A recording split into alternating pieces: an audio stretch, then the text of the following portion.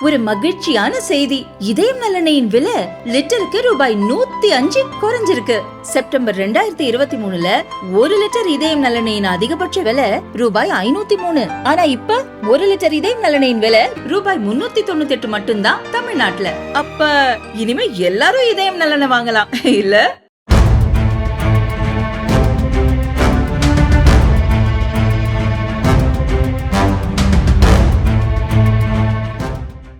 வக்ஃபு திருத்த சட்டத்திற்கு எதிராக மேற்கு வங்கத்தின் முர்ஷிதாபாத்தில் உள்ள சம்சர்கஞ்சில் ஏற்பட்ட வன்முறையில் 2 பேர் உயிரிழந்துள்ளதாக போலீசார் தெரிவித்துள்ளனர். காங்கிரஸ் கட்சியின் கட்டுப்பாட்டில் உள்ள அசோசியேட் ஜெனரல் லிமிடெடுக்கு எதிரான பண மோசடி வழக்கில் முடக்கப்பட்ட 661 கோடி ரூபாய் மதிப்புள்ள அசையா சொத்துக்களை பறிமுதல் செய்ய அமலாக்கத்துறை நோட்டீஸ் அனுப்பியுள்ளது.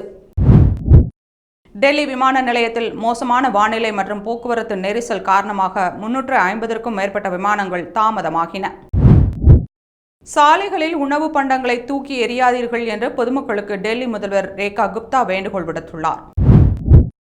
மக்களவையில் நடைபெற்ற வக்ஃபு சட்டத்திருத்த மசோதா மீதான நீண்ட விவாதத்தில் மக்களவை எதிர்க்கட்சித் தலைவர் ராகுல் பங்கேற்று பேசாதது ஏன் என பகுஜன் சமாஜ் கட்சி தலைவர் மாயாவதி கேள்வி எழுப்பியுள்ளார். ஒரே நாடு ஒரே தேர்தல் திட்டத்தை அமல்படுத்துவதால் மாநில கட்சிகளுக்கு எவ்வித பாதிப்பும் ஏற்படாது என முன்னாள் குடியரசு துணைத் தலைவர் வெங்கையா நாயுடு தெரிவித்துள்ளார். அதிமுக பாஜக கூட்டணி அறிவிப்பால் முதல்வர் மு.க. ஸ்டாலின் பீதியின் உச்சத்தில் உள்ளார் என்று அதிமுக பொதுச் செயலாளர் எடப்பாடி பழனிசாமி விமர்சித்துள்ளார். கர்நாடகாவில் SC/ST வன்கொடுமை வழக்குகளை விரைந்து விசாரித்து தண்டனை வழங்குவதற்காக 33 சிறப்பு காவல் நிலையங்களை அமைக்க அம்மாநில அரசு முடிவெடுத்துள்ளது. தமிழக காங்கிரஸ் தலைவர்கள் பலர் டெல்லி சென்று சீனியர்களை சந்தித்து செல்வ பெருந்தகைக்கு எதிராக ஊழல் புகார்களை சமர்ப்பித்துள்ளனர். தமிழக காங்கிரஸ் தலைவர் பதவியில் இருந்து அவரை நீக்க வேண்டும் என தேசிய தலைவர் மல்லிகார்ஜுன கார்கேவிடம் வற்புறுத்தியும் உள்ளனர்.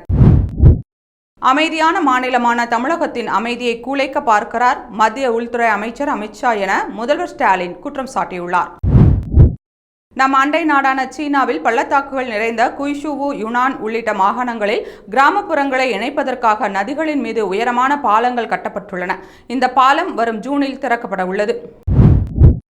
தமிழகத்தில் மாதத்திற்கு சராசரியாக 40,000 முதல் 50,000 புதிய ரேஷன் கார்டுகள் வழங்கப்பட்ட நிலையில் கடந்த ஓராண்டில் 1.79 லட்சம் கார்டுகள் தான் வழங்கப்பட்டுள்ளன.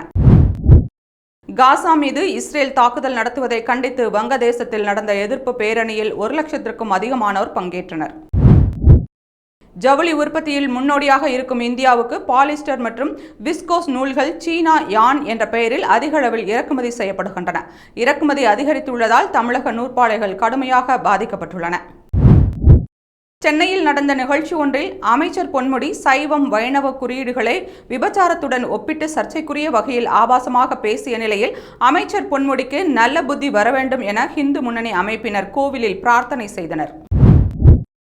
அமைச்சர் பொன்முடியை பதவியில் இருந்து நீக்க வேண்டும், இல்லையெனில் ஒன்று கூடி போராட்டத்தில் ஈடுபடுவோம் என சன்னியாசிகள் தெரிவித்துள்ளனர். இணையவழி குற்றங்கள் அதிகரித்து வரும் நிலையில் சமூக வலைதளங்களில் சந்தேகத்திற்கு இடமான பதிவுகளை கண்டறிந்து அகற்றுவதற்கான செயல்முறையை வகுக்க மத்திய சைபர் ஒருங்கிணைப்பு மையத்திற்கு தமிழக சைபர் கிரைம் போலீசார் கடிதம் எழுதியுள்ளனர். செஞ்சி அருகே தாயை அடித்து துன்புறுத்திய தந்தையை வெட்டி கொலை செய்த மகனை போலீசார் கைது செய்தனர். தமிழகத்தில் 135 நகரங்கள் மற்றும் சிறு நகரங்களுக்காக உருவாக்கப்படும் மாஸ்டர் பிளான்களால் அடிப்படை வசதிகளில் பெரிய மாற்றம் ஏற்படும் என தமிழக நகர் மற்றும் ஊரமைப்புத்துறை இயக்குநர் கணேசன் கூறினார். கனிமங்களை ஏற்றிச் செல்லும் வாகனங்களுக்கு பர்மிட் உரிமம் பெற வரும் 28ஆம் தேதி முதல் ஆன்லைனில் விண்ணப்பிக்கலாம் என சென்னை மாவட்ட ஆட்சியர் ரஷ்மி சித்தார்த் ஜகடே தெரிவித்துள்ளார்.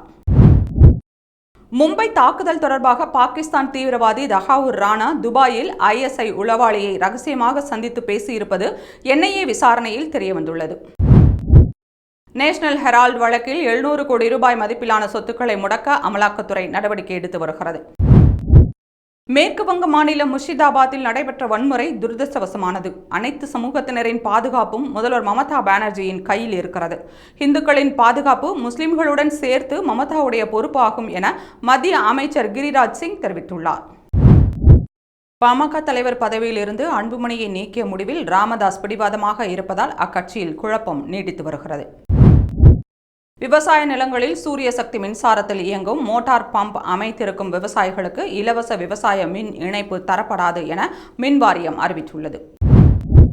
தமிழகத்தில் அரசு திட்டங்களுக்காக கையகப்படுத்திய நிலங்களுக்கு இழப்பீடாக 806 கோடி ரூபாய் வழங்க வேண்டியுள்ளது என சென்னை உயர்நீதிமன்றத்தில் தமிழக அரசு தெரிவித்துள்ளது. அமெரிக்கா பரஸ்பர வரி போரை நடத்தி வரும் நிலையில் அதனுடன் வர்த்தக ஒப்பந்தம் செய்வதற்கான முயற்சிகள் வேகம் எடுத்துள்ளன. துப்பாக்கி முனையில் பேச்சு நடத்த மாட்டோம், மிரட்டலுக்கு பணிய மாட்டோம் என மத்திய வர்த்தக அமைச்சர் பியூஷ் கோயல் கூறியுள்ளார். தன்னைத்தானே ஆலம்கீர் எனப்படும் பிரபஞ்சத்தை ஆழப்பிறந்தவன் என கூறிக்கொண்ட முகலாய மன்னர் அவுரங்கசீப் மராட்டியர்களால் தோற்கடிக்கப்பட்டு மகாராஷ்டிராவில் அடக்கம் செய்யப்பட்டார் என மத்திய உள்துறை அமைச்சர் அமித்ஷா தெரிவித்துள்ளார். அமெரிக்காவில் சட்டவிரோதமாக குடியேறியவர்களாக கருதப்படும் 6000 பேர் இறந்தவர்களாக அறிவிக்கப்பட்டதை அடுத்து அவர்களின் சமூக பாதுகாப்பு எண் ரத்து செய்யப்பட்டுள்ளது. சத்தீஸ்கர் மாநிலம் நவ ராய்ப்பூரில் சிப் தயாரிக்கும் புதிய தொழிற்சாலைகளுக்கான அடிக்கல் நாட்டு விழா நடந்தது. இந்த மாநிலத்தின் புதிய அடையாளமாக இருக்கும் என்றும் நக்சல் பாதித்த பகுதியில் வசிக்கும் இளைஞர்களுக்கு இதனால் பலன் கிடைக்கும் என்றும் முதல்வர் விஷ்ணு தியோசாய் குறிப்பிட்டார். கேரள அமைச்சர்களுக்கு 2.71 கோடி ரூபாயில் புது கார்கள் வாங்கப்பட்டுள்ளதாக முதல்வர் பினராயி விஜயன் தெரிவித்துள்ளார். இது தற்போது விமர்சனங்களை எழச் செய்துள்ளது.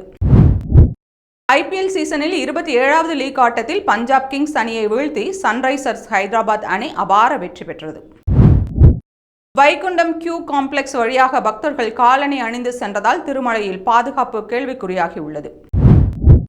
அணுசக்தி திட்டத்தை தீவிரமாக்கி செறிவூட்டப்பட்ட யுரேனியம் கையிருப்பை ஈரான் தொடர்ந்து அதிகரித்து வருகிறது. இதை கட்டுப்படுத்த அமெரிக்கா ஈரான் இடையேயான முதற்கட்ட பேச்சுவார்த்தை ஓமன் நாட்டின் மஸ்கட்டில் நேற்று நடந்தது. இந்தியா, சீனா உள்ளிட்ட உலகின் பெரும்பாலான நாடுகள் மீது பரஸ்பர வரி விதிப்பு முறையை அமெரிக்க அதிபர் ட்ரம்ப் கொண்டு வந்துள்ளார். பரஸ்பர வரியிலிருந்து லேப்டாப், ஸ்மார்ட் போனுக்கு விலக்கு அளிக்கப்பட்டுள்ளதாக அமெரிக்க அதிபர் ட்ரம்ப் அறிவித்துள்ளார். அமெரிக்கா, சீனா இடையேயான வரி விதிப்பால் வர்த்தக முறைகள் மற்றும் பொருளாதார ஒருங்கிணைப்பில் குறிப்பிடத்தக்க நீண்ட கால மாற்றங்களால் உலகளாவிய வர்த்தகம் 3% குறையக்கூடும். உதாரணமாக, மெக்சிகோவின் ஏற்றுமதிகள் கடுமையாக பாதிக்கப்படும் என வல்லுநர்கள் அச்சம் தெரிவித்துள்ளனர். பெண்களையும் இந்து மதத்தையும் மிகவும் ஆபாசமாக பேசிய அமைச்சர் பொன்முடிக்கு அனைத்து தரப்பிலும் கடும் எதிர்ப்பு எழுந்துள்ளது. அவரை அமைச்சர் பதவியில் இருந்து நீக்க கோரி ஏற்கனவே இந்து அமைப்புகள் ஆர்ப்பாட்டம் அறிவித்துள்ள நிலையில் அதிமுகவும் களமிறங்குகிறது. வரும் 16ஆம் தேதி சென்னையில் மாபெரும் கண்டன ஆர்ப்பாட்டத்தை அறிவித்துள்ளது. ஜம்மு காஷ்மீரில் குப்வாரா மாவட்டத்தில் சோகம் பகுதியில் மாணவ மாணவியர் 27 பேர் சுற்றுலாவுக்கு நேற்று பஸ்ஸில் சென்றனர். ஹந்த்வாரா பகுதியில் பஸ் சென்றபோது எதிர்பாராத விதமாக டிரைவரின் கட்டுப்பாட்டை இழந்து கவிழ்ந்த விபத்துக்குள்ளானது. இதில் 2 மாணவர்கள் பலி. இந்த ஆண்டுக்கான விசைப்படகுகள் மீன்பிடி தடைக்கால சீசன் நாளை நள்ளிரவு 12 மணியிலிருந்து தொடங்குகிறது. இதனால் ராமேஸ்வரத்தில் நேற்று விசைப்படகுகள் மீன்பிடிக்க செல்லக்கூடிய நாளாக இருந்தும் இலங்கை கடற்படையின் தொடர் கைது நடவடிக்கைக்கு பயந்து செல்லவில்லை. சிங்கப்பூரில் பள்ளி விபத்தில் காயமடைந்த பவன் கல்யாணின் மகன் தற்போது இந்தியா திரும்பியுள்ளார். பவன் மகன் மருத்துவமனையில் இருந்து உடல்நலம் மேம்பட்டு வீடு திரும்பினார். உலக டெஸ்ட் சாம்பியன்ஷிப் ஒருநாள் கிரிக்கெட் விதிகளில் மாற்றம் கொண்டுவர சர்வதேச கிரிக்கெட் கவுன்சில் திட்டமிட்டுள்ளது. உக்ரைனில் இந்திய மருந்து நிறுவன கிடங்கு மீது ரஷ்யா தாக்குதல் மேற்கொண்டதாக டெல்லியில் உள்ள உக்ரைன் தூதரகம் தெரிவித்தது. உத்தரப்பிரதேச மாநிலம் ஆக்ராவில் உள்ள ஜாமா மசூதியில் இறைச்சி துண்டு அடங்கிய பார்சலை வீசிச் சென்றதை கண்டித்து போராட்டம் நடத்திய 60 பேர் மீது வழக்கு பதிவு செய்ததாக காவல்துறை சனிக்கிழமை தெரிவித்தது. ஐஸ்கிரீம் கேக்கிற்கு கூடுதலாக 700 ரூபாய் வசூலித்த ஜொமேட்டோ நிறுவனம் வாடிக்கையாளருக்கு 7000 ரூபாய் இழப்பீடு வழங்க வேண்டும் என சென்னை நுகர்வோர் நீதிமன்றம் உத்தரவிட்டுள்ளது. அண்ணாமலைக்கு தேசிய அளவில் பொறுப்பு வழங்கப்படும் என்று மத்திய உள்துறை அமைச்சர் அமித்ஷா கூறியிருந்த நிலையில் டெல்லிக்கு அவசரமாக அழைக்கப்பட்டார் அண்ணாமலை. கன்னியாகுமரி திருவள்ளுவர் சிலை மற்றும் சுவாமி விவேகானந்தர் நினைவு மண்டபம் இடையே அமைக்கப்பட்டுள்ள கண்ணாடி இழை பாலம் கட்டுமானத்தின் பராமரிப்பு பணி நடைபெற இருப்பதால் வருகிற 15ஆம் தேதி முதல் 19ஆம் தேதி வரை 5 நாட்களுக்கு சுற்றுலா பயணிகளுக்கு தடை. தமிழகத்தில் ஜூலை மாதத்திற்குள் 11000 புதிய பஸ்கள் இயக்க திட்டமிடப்பட்டுள்ளதாக போக்குவரத்து துறை அமைச்சர் சிவசங்கர் தெரிவித்தார்.